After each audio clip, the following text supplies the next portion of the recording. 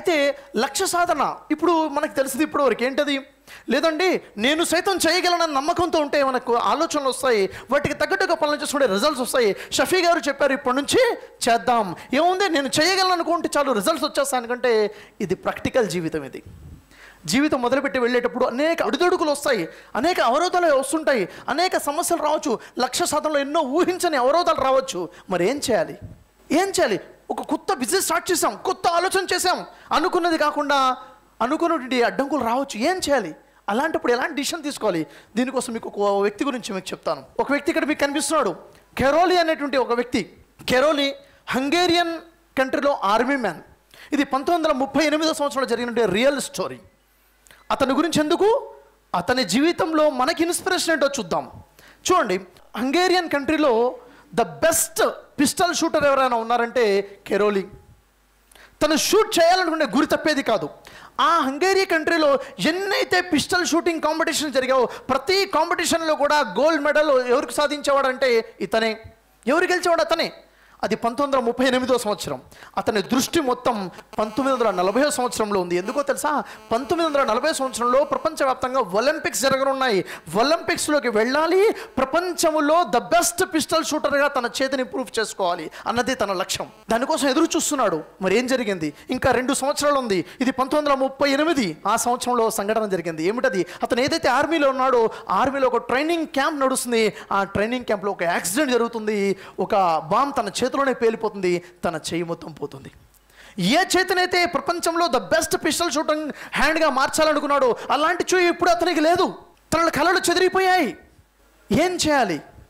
ఆ కెరోలి ముందు 2 దారులు ఉన్నాయి. ఒకటి, ముఖం చాటేసి ఏడ్చుకుంటూ ఉండిపోవాలి. రెండోది, ఆ లక్ష్యాన్ని పట్టుకుని అలాగే ముందుకెళ్ళాలి. ఇది సాధ్యమా? మరి అతను ఏం చేశాడు? అతను చేసింది ఏదైతే తను కోల్పోయాడో దాని మీద దృష్టి పెట్టలేదు, ఏదైతే తన దగ్గర ఉందో దాని మీద దృష్టి పెట్టాడు. ఏముంది తన దగ్గర? ఏముంది? లక్ష్యాన్ని చేరడం కోసము ఏదైతే కోల్పోయాడో దాని మీద దృష్టి పెట్టలేదు, ఏదైతే తన దగ్గర ఉందో దాని మీద దృష్టి పెట్టాడు. అదేంటంటే లెఫ్ట్ హ్యాండ్. ఏ లెఫ్ట్ హ్యాండ్ అయితే తనకి పెన్ను కూడా పట్టుకోవడం రాదో, పిస్టల్ చాలా దూర విషయము, చేత్తో రాయడం కూడా లెఫ్ట్ హ్యాండ్తో, అలాంటి చేయి మీద దృష్టి పెట్టాడు. ఎప్పుడైతే తనకి యాక్సిడెంట్ జరిగిందో హాస్పిటల్లో 1 నెల ఉన్నాడు. ఆపరేషన్ బయటకు వచ్చిన తర్వాత వెళ్ళి ట్రైనింగ్ మొదలుపెట్టాడు. తన లెఫ్ట్ హ్యాండ్ ట్రైనింగ్ చేశాడు. ద బెస్ట్ హ్యాండ్గా తయారు చేయాలని ప్రయత్నం చేస్తూ ఉన్నాడు. 1 సంవత్సరం గడిచింది. 1939 సంవత్సరం హంగేరియన్ కంట్రీలో ఇంటర్నల్ దేశానికి సంబంధించిన కాంపిటీషన్ జరుగుతున్నాయి. ఆ దేశంలో ఉన్నటువంటి పిస్టల్ షూటర్స్ అందరూ అక్కడ చేరుకుని ఉన్నారు కాంపిటీషన్ కోసం. అక్కడికి కెరోలికి కూడా వచ్చాడు. ప్రజలకు తెలియదు అతను లెఫ్ట్ హ్యాండ్ ప్రాక్టీస్ చేస్తున్నాడని. అతను ఇక్కడికి వచ్చిన తర్వాత అతన్ని చూసి మిగిలిన పిస్టల్ షూటర్స్ అంటున్నారు, కెరోలి నువ్వు ఇక్కడికి వచ్చావా? చాలా సంతోషము. సరే, ఏదో అదృష్టం నీకు ఇలా అయిపోయింది. అయినప్పటికీ మాకు ధైర్యాన్ని ఇవ్వడం కోసము, మాలో ఉత్సాహాన్ని నింపడం కోసం నువ్వు ఇక్కడికి వచ్చావంటే చాలా పెద్ద మనసే నీది అంటే అతను అంటాడు, నేను మీకు ఉత్సాహాన్ని నింపడం కోసం, మీకు ధైర్యం ఇవ్వడం కోసం రాలేదు, నేను మీతో పోటీ పడడం కోసం వచ్చాను అని చెప్పేసి అతనికి వాళ్ళకి ఛాలెంజ్ చేయడం జరుగుతుంది. వాళ్ళు విని ఆశ్చర్యపోతారు. కాంపిటీషన్ జరిగింది. అక్కడ ఉన్నటువంటి ప్రతి ఒక్కడు కూడా తన బెస్ట్ హ్యాండ్తో పోటీలో పాల్గొంటున్నారు. కెరోలి మాత్రం తన ఓన్లీ హ్యాండ్తో పోటీలో పాల్గొన్నాడు. ఎవరు గెలిచారు? The man with only hand. ఒకే ఒక చేత్తో ఎవరైతే పోయాడో అతనే గెలిచి. ఎందుకని? నేను చెయ్యగలను అన్న ఒక ఆలోచనతో తను ప్రయత్నించాడు. పెన్ను కూడా పట్టుకోవాలంటే ఆ చేని కూడాను ఆ స్థాయికి తీర్చిద్దాడు. మరి అక్కడ ఆగిపోయాడా? అక్కడ ఆగలేదు. తన లక్ష్యం, తన ఫోకస్ 1940 ఒలింపిక్స్, ప్రపంచంలో ద బెస్ట్ పిస్టల్ షూటర్గా మారాలి. ప్రయత్నం చేశాడు. 1940 వచ్చింది. జరగవలసిన ఒలింపిక్స్ జరగలేదు. వరల్డ్ వార్ జరుగుతుంది. ప్రపంచ యుద్ధం కారణంగా అవి క్యాన్సిల్ అయిపోయాయి.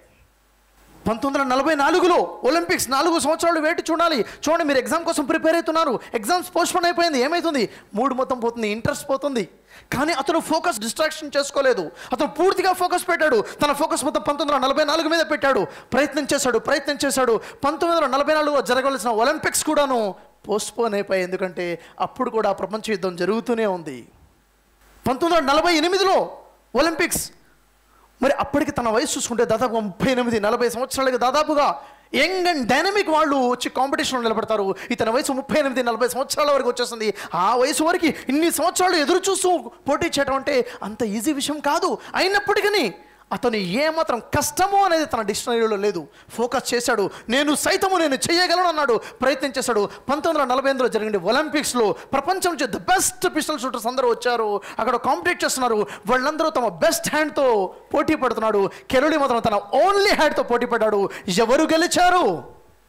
Man with only hand. ఇది వినటానికి చాలా ఈజీగా ఉంటుంది. దేని మీదైతే తన పూర్తి శ్రమ పెట్టాడో అది లేకుండా పోయిందే. ఏది ఉంది? ఆ చేతో ఏమీ చేయలేడు.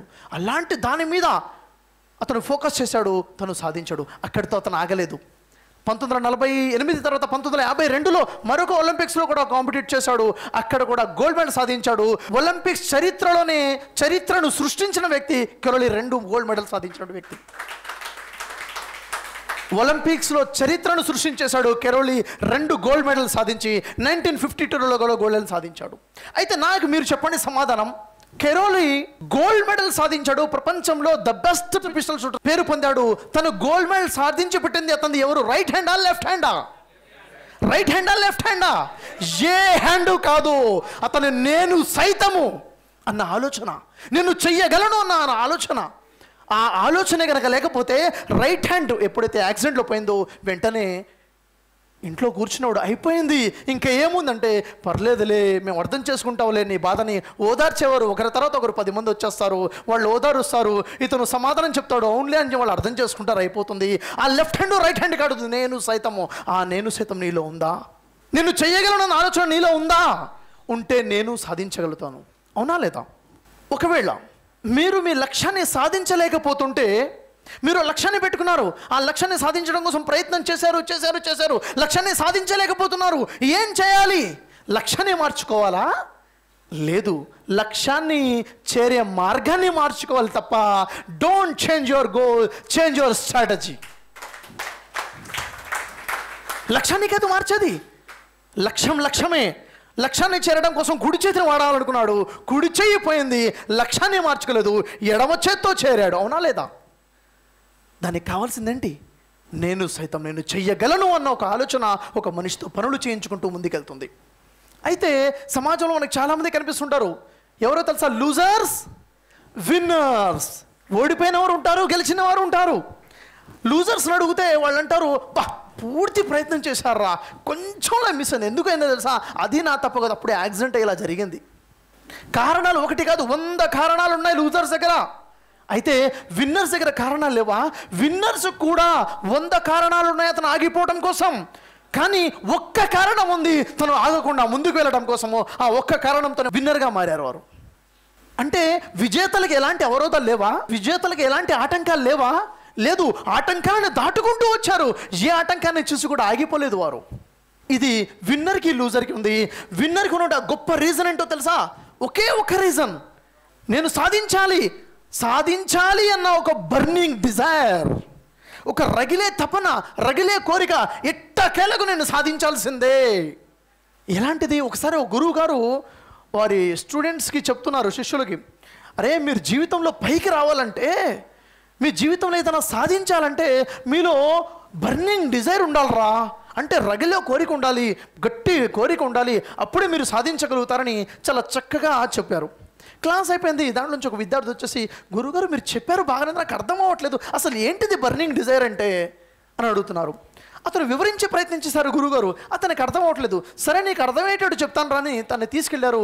ఆ దగ్గరలో పెద్ద కాలువ ఉంటుంది, ఆ కాలువ దగ్గరికి తీసుకెళ్ళిపోయి, నేను నీకు చెప్తాను బర్నింగ్ డిజైర్ అంటే ఏంటో, నాతో పాటు రాని నీళ్ళలోకి తీసుకెళ్లారు.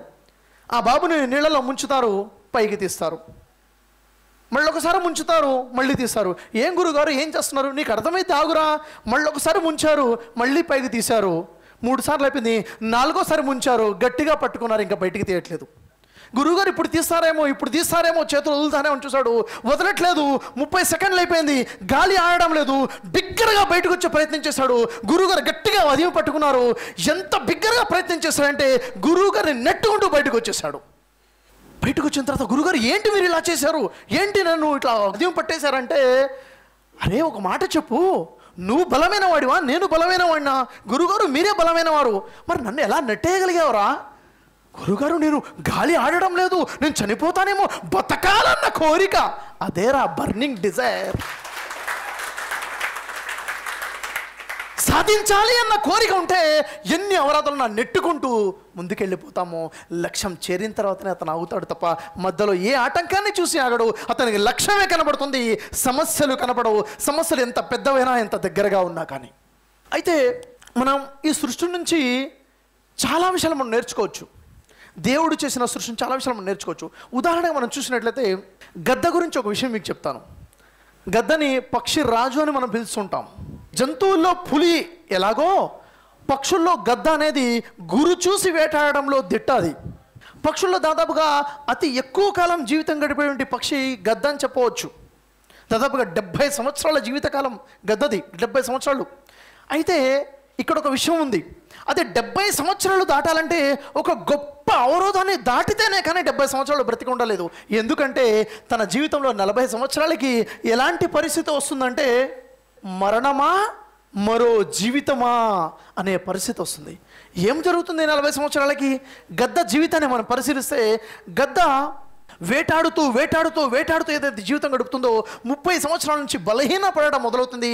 40 సంవత్సరాల వయసుకు చేరేసరికి తను వేటాడే పంజాలు కాస్త బలహీనమైపోతాయి. ఇంకా వేటాడడానికి పనికి రాకుండా పోతాయి పంజాలు. తన ముక్కు మొత్తం కూడా వంకరగా మారిపోతుంది. ఇంకా ఆ వయసులో 40 సంవత్సరాల వయసులో ఆ గద్ద యొక్క రెక్కలు ఆ ముసలితనంగా వచ్చేసి బరువైపోతాయి. తన డొక్కలకి, తన యొక్క రొమ్ముకి ఆనుకుని పోతాయి. ఎగిరే పరిస్థితి ఉండదు, వేటాడే పరిస్థితి ఉండదు. అప్పుడు ఆ గద్దకి 2 దారులు ఉంటాయి మిగిలి.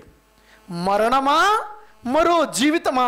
మరో జీవితం కోసము ఏం చేయాలి అంటే దాదాపుగా 5 నెలల పాటు కఠోర పరిశ్రమతో కూడినటువంటి ఒక ప్రక్రియ నుంచి బయటపడాలి. ఏం చేస్తుందో తెలుసా గద్ద? 40 సంవత్సరాల వయసులో ఒక పర్వతం మీద ఉన్నటువంటి ఒక పెద్ద ఉన్నత శిఖరం పైకి వెళ్ళిపోతుంది. అక్కడ గూడు కట్టుకుంటుంది. పర్వతం మీద పై శిఖరంలోకి వెళ్ళి గూడు కట్టుకుంటుంది. అక్కడ పదునైన ఒక బండరాయిని చూస్తుంది. ఆ బండరాయికి తన ముక్కుని కొట్టి కొట్టి కొట్టి కొట్టి ఎంత నొప్పి ఉన్నా భరించుకుంటూ తన ముక్కుని విరక్కొట్టుకుంటూ కొత్త ముక్కు కోసం ఎదురు చూస్తుంది, కొత్త ముక్కు రావాలని. ఆ తర్వాత ఆ బండరాయికి కొట్టి కొట్టి తన 2 కాళ్ళ పంజాలను కూడా విరక్కొట్టుకుంటుంది. ఎంత కష్టమైనా కొత్త పంజాల కోసం ఎదురు చూస్తుంది. కొంతకాలంలోనే తనకు కొత్త పంజాలు, కొత్త ముక్కు వచ్చేస్తాయి. ఆ తర్వాత అంతటితో ఆగదు. ఆ పంజాలతో తన ముసలితనంగా మారిపోయిన రెక్కలు ఏవైతే ఉన్నాయో వాటి యొక్క ఈకలను కష్టతరమైన ఒక్కొక్కటిగా పీకేసి ఎదురు చూస్తుంది కొత్త రెక్కల కోసము. మొత్తం దాదాపుగా 150 రోజుల ప్రక్రియ, 5 నెలల పాటు కఠోర పరిశ్రమ తర్వాత కొత్త ముక్కుతో, కొత్త పంజాలతో, కొత్త రెక్కలతో ఎగురుతుంది. దాదాపుగా 30 సంవత్సరాల పాటు ఆనందంగా మరీ జీవిస్తుంది. అయితే ఆ 40 సంవత్సరాల వయసులో మరి గద్దకి 2 మార్గాలు కదా. ఇంత కఠోర శ్రమ చేస్తే కానీ మరో జీవితం లభించదు, లేకపోతే మరణమే కదా. మన జీవితంలో కూడా ఇలాంటి అనేక పరిస్థితులు వస్తుంటాయి. వదిలేస్తామా? ప్రయత్నించి కష్టపడి ముందుకు వెళ్తామా? ప్రయత్నించి కష్టపడి ఫలితాలు మనకు లభించాలంటే, మరో జీవితం మనకు లభించాలంటే, ఉన్నతమైన జీవితం లభించాలంటే కఠోర పరిశ్రమ మనకి తప్పదు. అలాంటి పరిస్థితి నుంచి మనం ముందుకు వెళ్ళాలి. అయితే మరి ఇక్కడ తన యొక్క పాతవి అన్నీ వదిలేసింది, పాతవన్నీ విరక్కొట్టేసింది కొత్త వాటి కోసము. మన జీవితంలో కూడాను గత చేదు అనుభవాలు బహుశా అయ్యి ఉండొచ్చు మనల్ని ఆపేసేవి. ఆ చేదు అనుభవాలు మన జీవితాన్ని ముందుకెళ్లకుండా ఆపుతున్నామో. అలాంటి వాటిని తెంచివేయాలి, వదిలివేయాలి. పాత ఆలోచనలు వదిలివేయాలి, కొత్తదనంగా ముందుకు వెళ్ళాలి. అప్పుడే మనకు కూడా కొత్త జీవితము, ఉన్నతమైన జీవితం. అయితే సోదరులారా, చాలా ఇంట్రెస్టింగ్గా కనిపించవచ్చు మీకు స్క్రీన్లో. ఇండియా పాకిస్తాన్ అనేసరికి అందరూ లేచి ఇలా చూస్తారు, ఏం జరుగుతుంది ఇండియా పాకిస్తాన్ మధ్యలో అనేసి. ఇండియా పాకిస్తాన్ మధ్యన క్రికెట్ మ్యాచ్ నడుస్తుంది. అది ఎప్పుడంటే 1989లో. 1989లో India versus Pakistan cricket match, test match నడుస్తుంది. అది లాస్ట్ డే మ్యాచ్ నడుస్తుంది. పరిస్థితి ఎలా ఉందో ఒకసారి గమనించండి. పరిస్థితి ఎలా ఉందంటే ఆ క్రికెట్ మ్యాచ్లో అయితే డ్రా అవ్వాలి, లేకపోతే ఇండియా ఓడిపోతుంది. అలాంటి పరిస్థితి. మ్యాచ్ స్టార్ట్ అవుతుంది, మ్యాచ్ నడుస్తున్న పరిస్థితి ఎలా వచ్చింది? దాదాపుగా 1-sided మ్యాచ్, 1-sidedగా వచ్చేస్తుంది. పూర్తిగా ఇండియా ఓడిపోయే పరిస్థితిలోకి వచ్చేస్తుంది.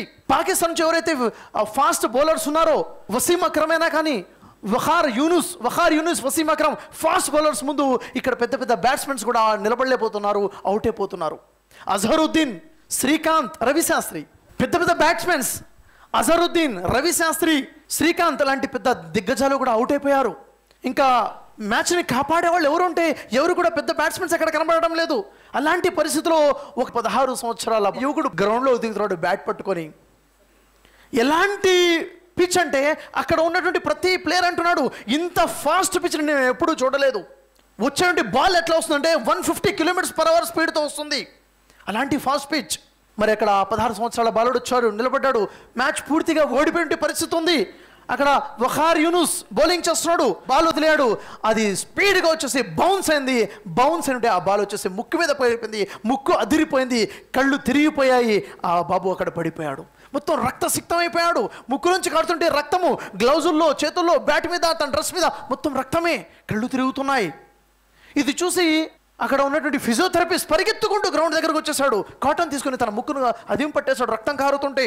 ఆ పాకిస్తాన్ ప్లేయర్స్ అందరూ కూడా ఏం జరిగిపోయిందో అని చెప్పి అక్కడ దగ్గర పరిగెత్తుకుంటూ చూస్తున్నారు. ఆ గ్రీజ్కి అటువైపు బ్యాట్ పట్టుకుని సిద్ధు ఉన్నాడు. సిద్ధు కూడా నడుచుకుంటూ తొందరగా పరిగెత్తుకుంటూ వచ్చేసాడు సిద్ధు. ఏం జరిగింది చూస్తే మొత్తం రక్తసిక్తం అయిపోయి ఉంది. అలాంటి పరిస్థితులు సిద్ధు అంటాడు, నువ్వు పని చేయి, ఇంత పెద్దగా ఇంజూర్ అయిపోయావు, నువ్వు వెంటనే హాస్పిటల్కి తీసుకెళ్ళాలి అంటే లేదు అంటున్నాడు అతను. ఒకవైపు నుంచి రక్తం కారుతుంది, కళ్ళు తిరుగుతున్నాయి. లేదు అంటున్నాడు ఆ బాబు.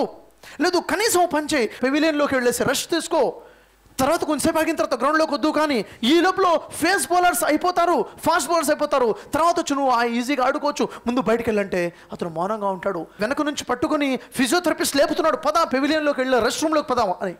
అతను అప్పుడు అంటాడు, ఒక రెండు పదాలు పలుకుతాడు. ఆ 2 పదాలు భారతదేశ చరిత్రే కాదు, భారతదేశాన్ని కాదు, ప్రపంచ క్రికెట్ చరిత్రనే మార్చేశాయి. ఏమిటది?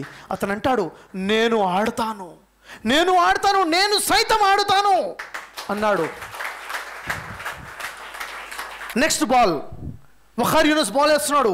150 km స్పీడ్తో బాల్ వస్తుంది. ఈ 16 సంవత్సరాల బాబు బ్యాట్ పట్టుకున్నాడు, ఒక్క షాట్ ఇచ్చాడు, 4 వెళ్ళిపోయింది. అప్పటి వరకు ఏ ఒక్కరు కూడా వఖార్ యూనుస్ కళ్ళలోకి సూటిగా చూసే ధైర్యం చేసేవారు ఎవరు లేరు. అప్పుడు 16 సంవత్సరాల కళ్ళల్లోకి కళ్ళు పెట్టి సూటిగా చూస్తాడు. ఆ మ్యాచ్ ఓడిపోకుండా మ్యాచ్ని డ్రా చేస్తాడు, ఓడిపోకుండా ఆ మ్యాచ్, ఇండియా మ్యాచ్ని కాపాడుకుంటాడు. ఒక్కసారి ఆలోచించండి, ఆ పడిపోయిన బాలుడు ముందు 2 దారులు ఉన్నాయి. అతను పెవిలియన్ గ్రౌండ్లోకి వెళ్ళిపోయి ఉన్నట్లయితే ఎవరు అతను ఏమనేవారు కాదు, ఇంత పెద్ద దెబ్బ తగిలింది కదా, ఏం చేస్తామో అనేవాళ్ళు. అతను 100 మందికి సమాధానం చెప్పేవాడు, నేను ఎందుకు ఆడలేదంటే అవును కదా కరెక్టే అంటారు. కానీ తనకు తానే సమాధానం చెప్పుకుంటాడు. లేదు, నేను సైతం ఆడాలి. ఆ స్టార్ ఆ రోజే పుట్టాడు. మన జీవితంలో కూడా ఈ బౌన్సర్స్, బాల్ బౌన్స్ అయి ముక్కు మీద తగిలింది, ఈ బాల్ బౌన్స్ అనేట్టుగా అనేక పరిస్థితులు మన జీవితంలో కూడా బౌన్స్ అవుతూ ఉంటాయి. ఒక ఇంపార్టెంట్ ఇష్యూ కావచ్చు, ఒక ఇంపార్టెంట్ అసైన్మెంట్ కావచ్చు, మీ జీవితంలో ఒక ఇంటర్వ్యూ కావచ్చు, మీ జీవితంలో ఒక ఎగ్జామ్ కావచ్చు, అనుకోకుండా అనారోగ్యానికి గురైపోవచ్చు, అనుకోకుండా చిన్న యాక్సిడెంట్ జరగవచ్చు, కాలుకో చేతికో ఫ్రాక్చర్ అయిపోయి ఉండొచ్చు. మీరు బాగా ఇష్టపడేవారు మిమ్మల్ని అపార్థం చేసుకుని మీ రిలేషన్ తెగిపోవచ్చు. మిమ్మల్ని బాగా ఇష్టపడేటువంటి వారు ఈ లోకంలో లేకుండా వెళ్ళిపోవచ్చు. మీరు బాగా నమ్ముకుని ఉన్న జాబ్ అనుకోకుండా పోవచ్చు. మీ బిజినెస్లో గొప్ప లాస్ రావచ్చు. ఏదైనా బౌన్స్ అవ్వచ్చు పరిస్థితులు. మనం అనుకున్నట్టుగానే అన్నీ ఉండవు. మరి అలా బౌన్స్ అయినప్పుడు, అలా పరిస్థితుల్లో అవరోధాలు వచ్చినప్పుడు మనమేం చేస్తాం? పడినవాడు పడ్డట్టుగా ఉండిపోతామా, లేచి నిలబడతామా? పరిస్థితులు ఎలా ఉంటాయి? పరిస్థితులు, రకరకాల పరిస్థితులు మన జీవితాలు. పరిస్థితులు మానవుని ఏం చేస్తాయి? స్ట్రాంగ్లీ మెంటల్గా చేస్తాయా, మెంటల్లీ స్ట్రాంగ్గా చేస్తాయా? మానసికంగా పూర్తిగా బలహీనంగా పడేస్తాయా, మానసికంగా బలవంతుడిగా తయారు చేస్తాయా? ఒక పరిస్థితి, అదే పరిస్థితిలో ఒక మానవుడు మానసికంగా ధైర్యాన్ని కోల్పోతున్నాడు, అదే పరిస్థితి ఒక మానవుడు నిలబడుతున్నాడు ధైర్యంగా, లేదు అని లేచి నిలబడుతున్నాడు. విన్నర్స్ ఒక్కసారి కాదు 100 సార్లు పడ్డా లేచి నిలబడతారు, నిలదొక్కుంటారు. లూజర్స్ ఏం చేస్తారు? పడ్డారంటే పడ్డాను కదా అని చెప్పేసి పెవిలియన్లోకి వెళ్ళిపోతారు. పరిస్థితులు వచ్చాయి, ఏం చేస్తాం? అలాంటి కఠినమైన పరిస్థితులు బ్రేక్స్ యూనా, మేక్స్ యూనా. కష్టతరమైన పరిస్థితులు వచ్చాయి. విజేతలను అడగండి, మీరు ఇంత గొప్ప విజేతగా మారడానికి కారణం ఏంటని అడగండి. వారి చరిత్ర చూస్తుంటే ఏదో కష్టతరమైన విషయమో, ఏదో సమస్యనే వాళ్ళలో ఒక టర్నింగ్ పాయింట్గా మారుస్తుంది. ఒక కష్టతరమైన ఏదో విషయం ఉంటుంది, అక్కడే టర్నింగ్ పాయింట్. కష్టతరమైన పరిస్థితి వచ్చింది, ఏమవుతుంది? మీరు మేక్స్ యూనా, బ్రేక్స్ యూనా, అది మిమ్మల్ని విరగొడుతుందా, నిలబెడుతుందా? దాన్ని చూసి మీరు వదిలి పారిపోతారా? కష్టాన్ని చూసి మీరు గెటప్ స్ట్రాంగ్గా నిలబడతారా? అలాంటి పరిస్థితుల్లో మీరు హోప్లెస్గా నిరాశ చెందుతారా, లేక అంతులేని ఆశయాలు మీకు కనబడతాయా? లేదు, చాలా అవకాశాలు ఉన్నాయి, చాలా అవకాశాలు కనిపిస్తాయా? ఒకసారి ఆలోచించండి. ప్రయత్నాలు ఏడ్చుకుంటూ కూర్చుంటారా, ప్రయత్నించుకుంటూ ముందుకెళ్తారా? క్రయా ట్రైనా? నేను సైతం అనేవాడు ఎలాంటి పరిస్థితుల్లో కూడా మెంటలీ స్ట్రాంగ్గా ఉంటాడు. అతను నిలబెడుతుంది, అతను ప్రయత్నించుకుంటూ ముందుకెళ్తాడు.